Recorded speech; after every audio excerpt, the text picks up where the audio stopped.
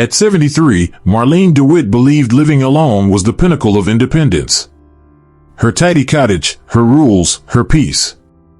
But one fateful evening, everything changed. She collapsed in her kitchen and lay there, helpless, for 14 hours. No one came. No one even knew. Across town, in a community center filled with music and laughter, a 92-year-old woman named Clarita Ellington was twirling on the dance floor, surrounded by friends and warmth. Her secret? A life-changing decision she made years ago about who to live with and why it extended not just her years, but the joy within them. You see, Clarita's journey wasn't always this vibrant. At 70, she had just retired from her quiet job as a librarian in Spokane. Her husband had passed. Her children had scattered. And for a while, she believed solitude was the badge of strength. But slowly, something in her began to shift. And that shift became a revolution, not just in her own life, but for hundreds of seniors who later followed in her footsteps. Over the next 2 decades, Clarita would test 4 entirely different living arrangements. She journaled every emotion, tracked her health, and measured her happiness with the precision of a scientist and the soul of a poet. Today, she's not just healthier than she was at 80, she's become an unofficial advisor to older adults wondering the same thing she once did: who should I grow old with? Her insights align with something powerful, a landmark 80-year Harvard study that followed over 700 individuals. The result? People who lived in the right kind of shared living environment added, on average, 7 more years to their lives and reported significantly higher levels of happiness. So what's this right kind of living? And more importantly, how do you find what's right for you? To answer that, we first need to acknowledge a quiet, creeping crisis, one that's ravaging the health of millions of older adults: the epidemic of loneliness. This isn't just about feeling a little down. It's a medically documented condition with dangerous physical consequences. According to Dr. Vivek Murthy, the U.S. Surgeon General, loneliness is as harmful to your health as smoking 15 cigarettes a day. And if you're over 65 and living alone, the risks skyrocket. You're 50% more likely to develop dementia. Your risk of heart disease rises by 30%. Your immune system? It begins to deteriorate faster than your peers who stay socially connected. Clarita knows this from personal experience. After my husband passed, I told everyone I was fine, she recalls. But my body, it disagreed. Within 2 years, she developed high blood pressure, suffered chronic insomnia, and later recognized signs of mild depression. Her doctor visits doubled. She began avoiding social events. Days would pass without a single meaningful conversation. I started talking to the cashier at the grocery store just to hear a human voice, she admits. I kept the TV on all day, just to pretend someone was there. I was surviving, she whispers, but not truly living. What shocked Clarita the most was that it had nothing to do with personality. She wasn't needy. She wasn't clingy. In fact, she valued her privacy deeply. But the biology of isolation doesn't care about your pride. Studies from the University of Chicago confirm that social isolation triggers the same fight-or-flight stress response as being in real physical danger. Your body releases cortisol and inflammatory chemicals, accelerating aging from the inside out. And the worst part? Loneliness is often invisible. Many older adults appear perfectly self-sufficient. They don't want to burden their families. They smile and say, "I'm fine," even when the silence is crushing. Society praises aging in place, but rarely asks, in place of what? What's the point of staying in your home if your heart has no one to beat for? For Clarita, the final straw came during a winter blackout. The power was out for 3 days, she said. And I realized, if I disappeared, no one would know. Not for days. Maybe weeks. That moment changed everything. She made a bold decision. She would no longer just age. She would age intentionally. Have you ever felt loneliness sneak into your life when you least expected it? If so, you're not alone. Clarita's story is just the beginning. In the next part of her journey, she unpacks the 4 living models she tried, which ones failed, which ones brought surprising peace, and the one setup that transformed everything. So stick with us. And if this story resonates with you, or reminds you of someone you love, don't keep it to yourself. Share it. Hit the like button. Leave a comment about your own experience. And subscribe to this channel for more deeply human stories that might just change the way we grow older. Because aging isn't about the number of years behind us, but the life we choose ahead. Clarita's first solution seemed obvious, perhaps too obvious: move in with family. Her daughter, Rachel, had been gently suggesting it for months. Her husband had even gone so far as to transform their basement into a cozy little apartment just for her. It had a private entrance, new carpeting, even a reading nook by the window.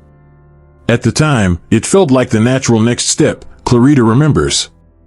Rachel was eager to help, and honestly, I thought maybe this was our chance to become closer. And for a while, it worked. Clarita felt useful helping with chores, warmed by the regularity of family dinners, and genuinely delighted to be near her teenage granddaughter again. The rhythm of daily life had returned, and with it, a sense of belonging. For Rachel, there was comfort in knowing her mother was safe. For Clarita, there was gratitude in the daily human connection. But by the 3rd month, the cracks began to quietly show. Not dramatic ones, just subtle lines formed by blurry boundaries and unspoken expectations. Clarita found herself hesitating to close her door for quiet time, worried she might seem distant.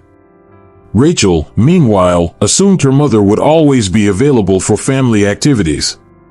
A quiet pressure grew. Rachel felt responsible for her mother's emotional well-being. Clarita, in turn, tiptoed around her daughter's routines, careful not to disrupt the household. I tried to be invisible, Clarita says softly. To not make waves.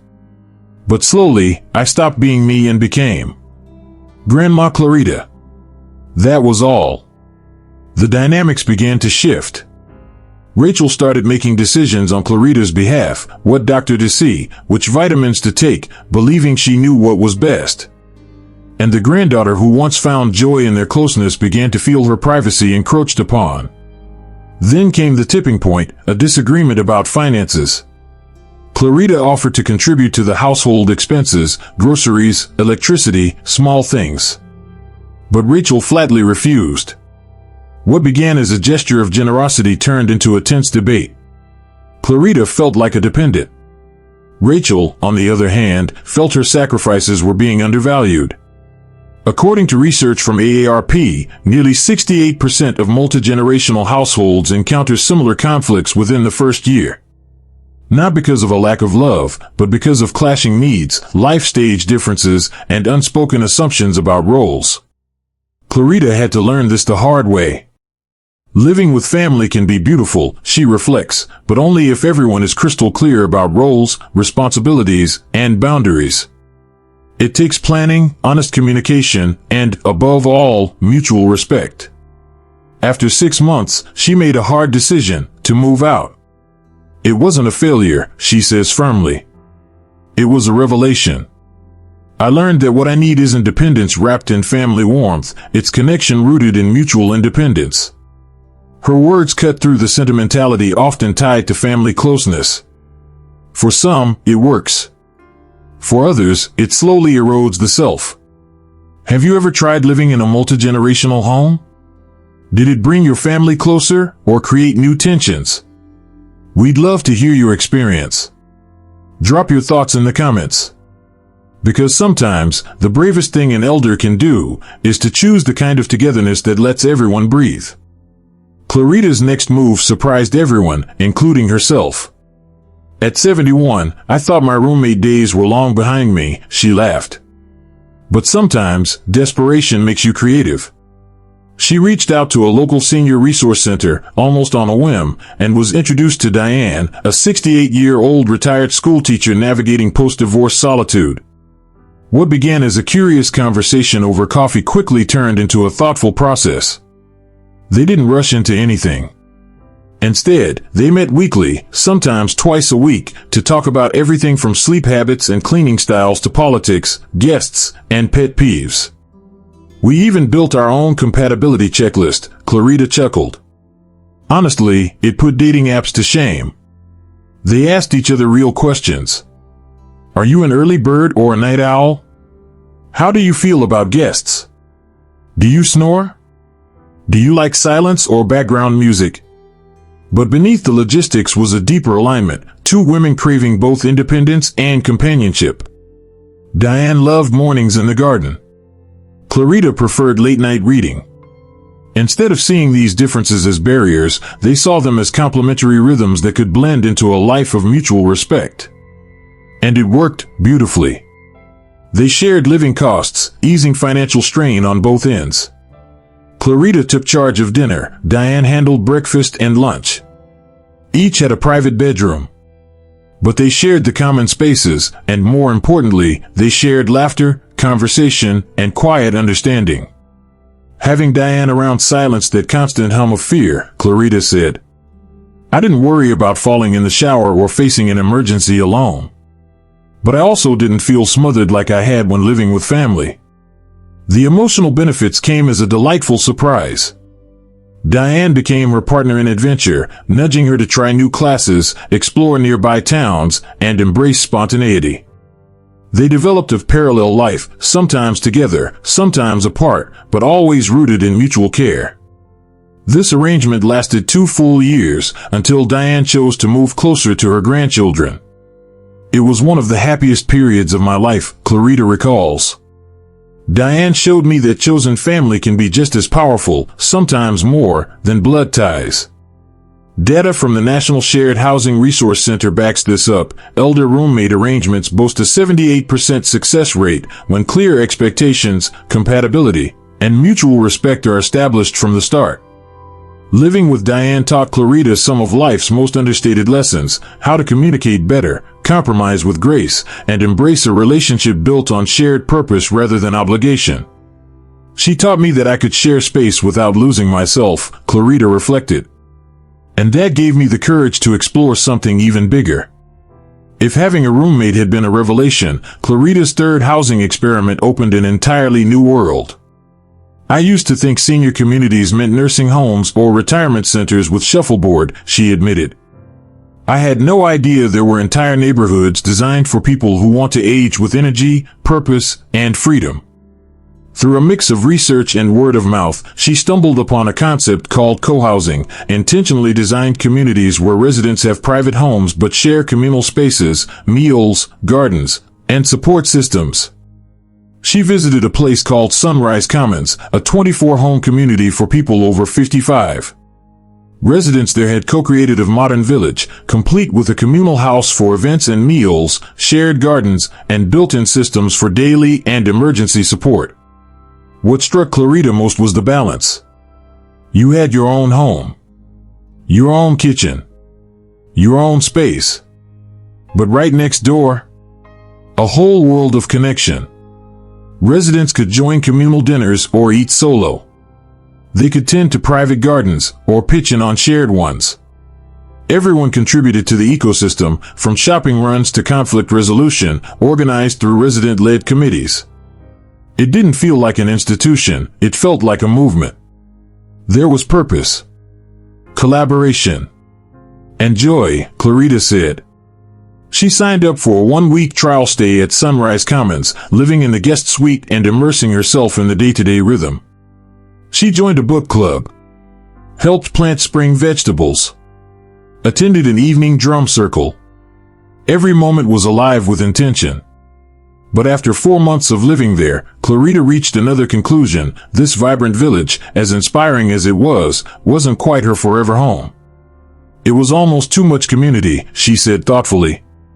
I loved the idea, but realized I needed more flexibility. I wanted the option to connect, not the obligation. Still, that experience was invaluable. It helped her clarify her true needs. Yes to community, but on her own terms. Yes to safety, but not at the cost of spontaneity. Studies from the Co-Housing Association of the U.S. confirm that residents in intentional communities report higher life satisfaction, better health, and deeper social bonds. But even among success stories, personal fit matters deeply. Co-housing showed me what's possible, Clarita said. Even if it wasn't my forever answer, it expanded my imagination. Her journey wasn't done yet. Because what came next wasn't just another option, it would become the chapter that redefined how she understood aging altogether. Clarita's last and most powerful discovery didn't come from a brochure or housing directory. It came from a quiet shift in her questions. I stopped asking, "Where should I live?" she says, and started asking, "How do I want to live?" After years of experimenting with various living arrangements, family homes, roommates, intentional communities, Clarita realized the most meaningful part of aging well wasn't where she lived. It was who was in her life and how intentionally those connections were nurtured. Her final choice? Something she calls chosen family clustering. Not a nursing home. Not a retirement village. But a self-built web of connection, trust, and mutual care. She downsized into a duplex in a walkable neighborhood and invited her longtime friend Martha to rent the other half. They didn't share a kitchen. They didn't split bills. But they chose to live just steps apart, close enough to support each other, far enough to stay independent. Then, Clarita went further.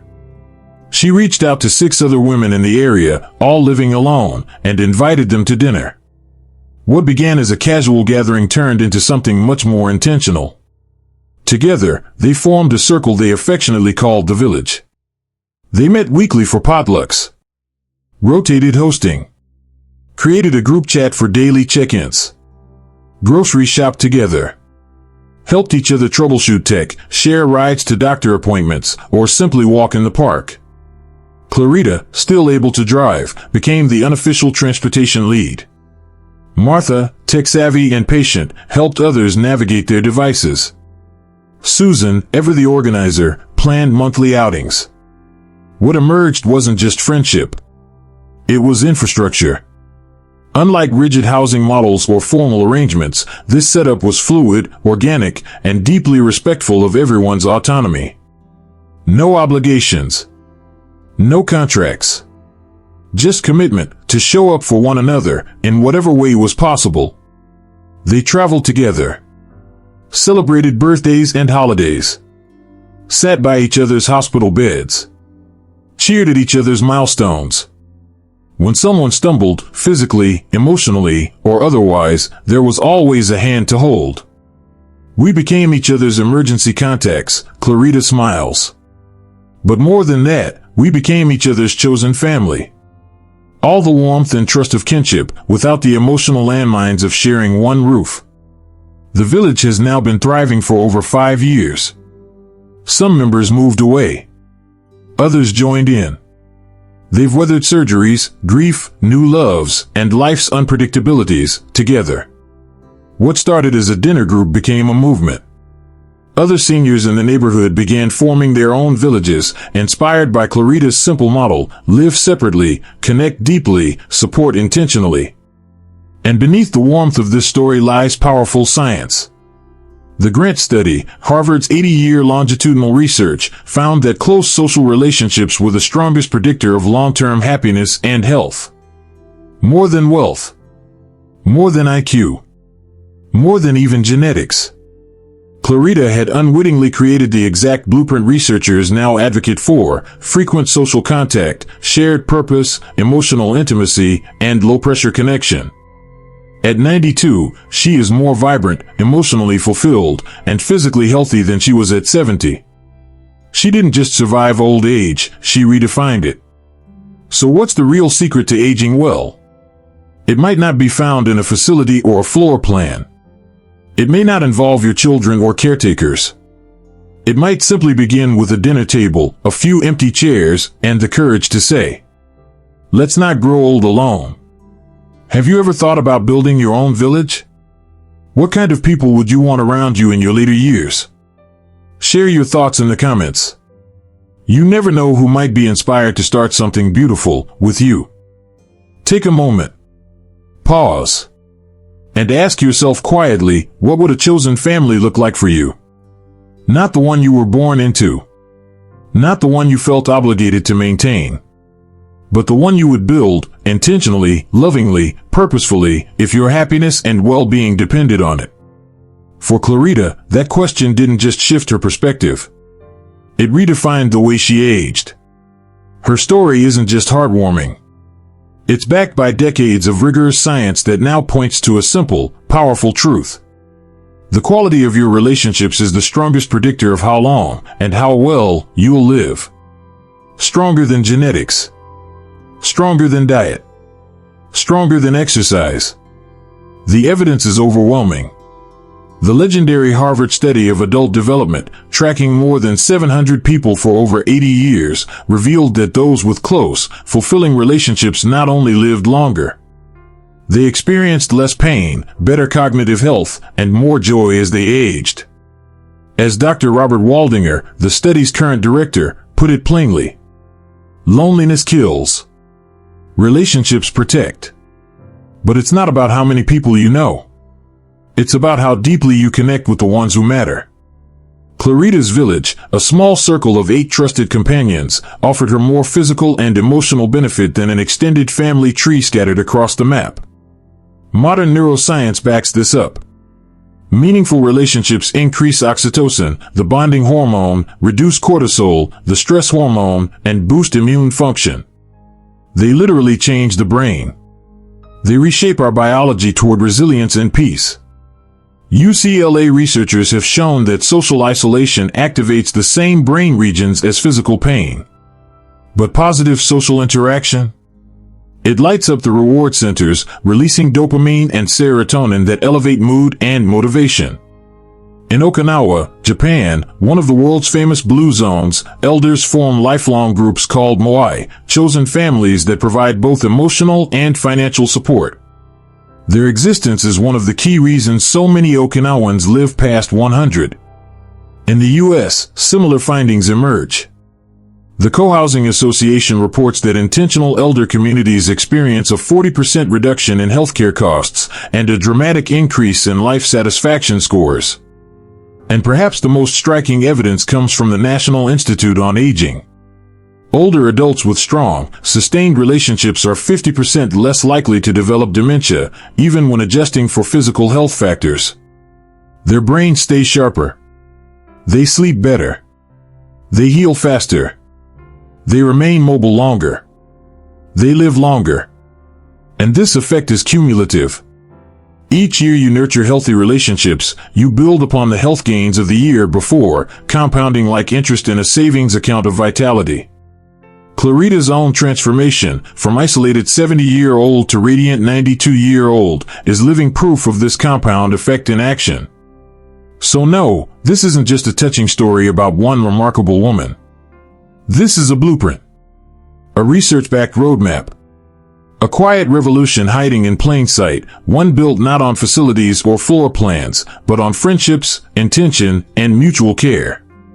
So now it's your turn. What would your version of a village look like? What would you need? Who would you invite in? Would it be a neighbor across the street? A longtime friend from your church? Or a new connection who shares your values and your rhythm of life? We'd love to hear from you in the comments. Because your answer might just help someone else begin their own journey toward connection. And if Clarita's story touched something in you, if it gave you hope, or a nudge, or simply a sense that you are not alone, please give it a like, share it with someone you care about, and subscribe for more stories just like this. Because aging doesn't have to mean shrinking. It can mean expanding into deeper friendships, truer family, and a life that still glows with meaning. Before you choose where to live, Clarita Ellington wants you to pause and ask a different question. How do I want to live the rest of my life? After 2 decades of trial, error, and transformation, she discovered that the best living arrangement for your later years isn't something you fall into, it's something you design. And it begins with 5 deceptively simple, but deeply revealing questions. Let's walk through them together. Question 1. How independent are you, really? Think of independence as a 3-legged stool. Each leg matters. If one's wobbly, the whole thing tips. Rate yourself from 1 to 10 in these 3 areas. Physical independence. Can you manage daily tasks without help? Financial independence. Can you comfortably support yourself? Emotional independence. Can you navigate stress and solitude without feeling lost? If you score 7 or higher across all 3, you've got room to be flexible and adventurous with your living choices. But if any area is under 5, Clarita suggests leaning toward options that build and support, like co-housing, nearby family, or intentional community living. When Clarita created her own version of the village, she scored 886. That last number mattered. It told her she needed some emotional scaffolding, even if everything else seemed fine on paper. Lesson: independence isn't all or nothing. It's your starting point for creating the right kind of support. Question 2. What's your social energy style? Imagine a battery. Social interaction either charges you or drains you. So ask yourself, do you gain energy from frequent interaction? High social energy. Do you enjoy regular social time, but on your own terms? Moderate social energy. Do you need long stretches of solitude, punctuated by deep, occasional connection? Low social energy. Each style fits a different living model. High energy. You will thrive in co-housing or communal living. Moderate. A chosen family cluster gives you balance and flexibility. Low. You may prefer a private home with a close friend next door or living near loved ones for occasional but meaningful interaction. Clarita's take: you don't have to be a social butterfly. You just need your version of connection. Question 3. What are your non-negotiables? Before saying yes to any living arrangement, get brutally honest about what you won't compromise. Here were Clarita's top 5. Personal space. Financial autonomy. Decision-making freedom. Regular social engagement. Emergency support. Now take a moment. What 5 things matter most to you? No exceptions. Maybe it's privacy. Maybe it's walkability. Maybe it's control over your time or peace and quiet at night. Use this list as your measuring stick. If a model sacrifices even one of your core values, it's not for you. Clarita's warning: family love is powerful, but love doesn't erase misaligned expectations. Question 4. What's your risk tolerance for change? This one's easy to overlook, but it matters more than you think. Ask yourself, are you comfortable stepping into the unknown? Do you feel energized by meeting new people or trying new routines? Or do change and unpredictability leave you feeling unsettled? If you have a high risk tolerance, go bold, try co-housing, intentional communities, or even relocate to a new state. Medium? Gradual transitions, like trial stays or forming your own village, may work better. Low? Choose safe, familiar structures, perhaps living near family or hiring part-time in-home help while keeping your space. Clarita was somewhere in the middle. Just curious enough to try something new, but wise enough to move slowly. Lesson: the right solution fits not just your needs, but your nervous system. Question 5. What legacy do you want to leave behind? This isn't just about where you'll sleep. It's about what kind of life you'll wake up to. Clarita's vision? To be a living example that aging doesn't mean fading. That connection, purpose, and joy can deepen, not diminish, with time. So what about you? Do you dream of nurturing your grandkids daily? Or is your legacy about mentoring, creating, or building a community?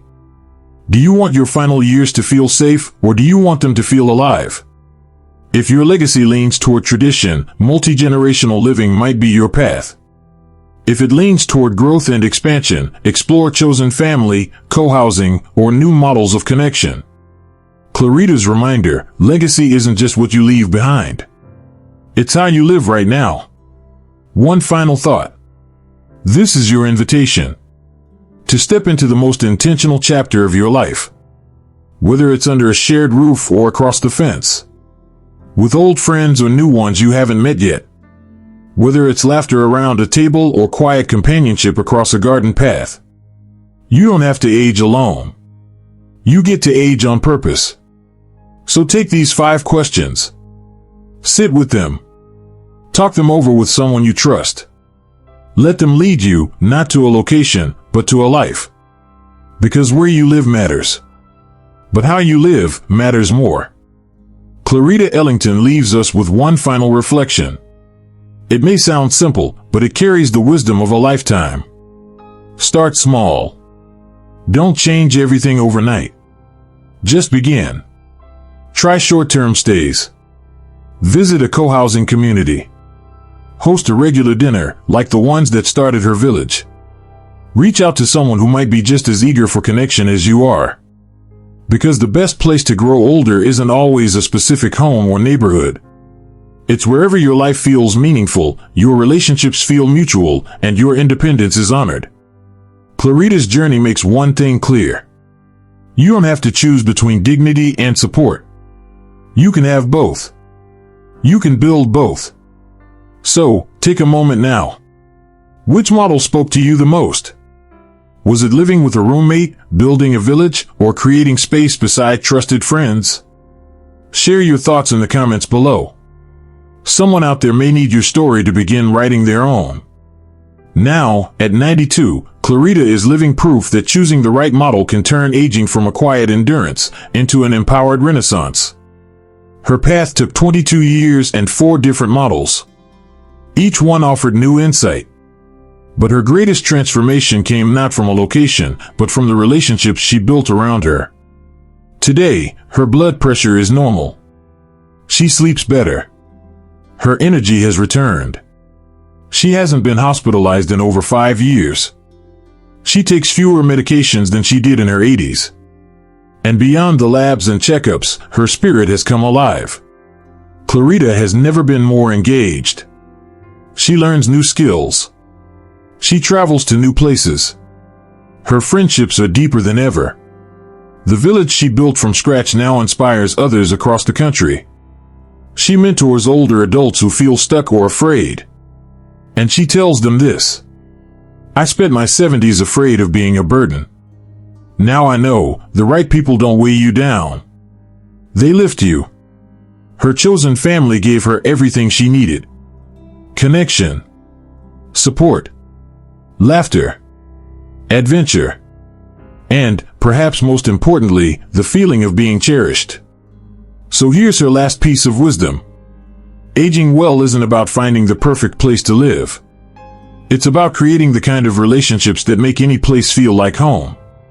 Because when you're surrounded by people who choose to care, who show up without being asked, who walk beside you, aging becomes something entirely different. It becomes beautiful. Now at 92, Clarita is planning her next big chapter. She and her village are getting ready for a trip to see the Northern Lights. Why not? She laughs. Life is meant to be lived, no matter how old you are. If this story moved you, please take a moment to like the video, share it with someone you love, and subscribe to this channel. Here, we believe aging isn't something to endure. It's something to shape, with intention, with purpose, and with joy.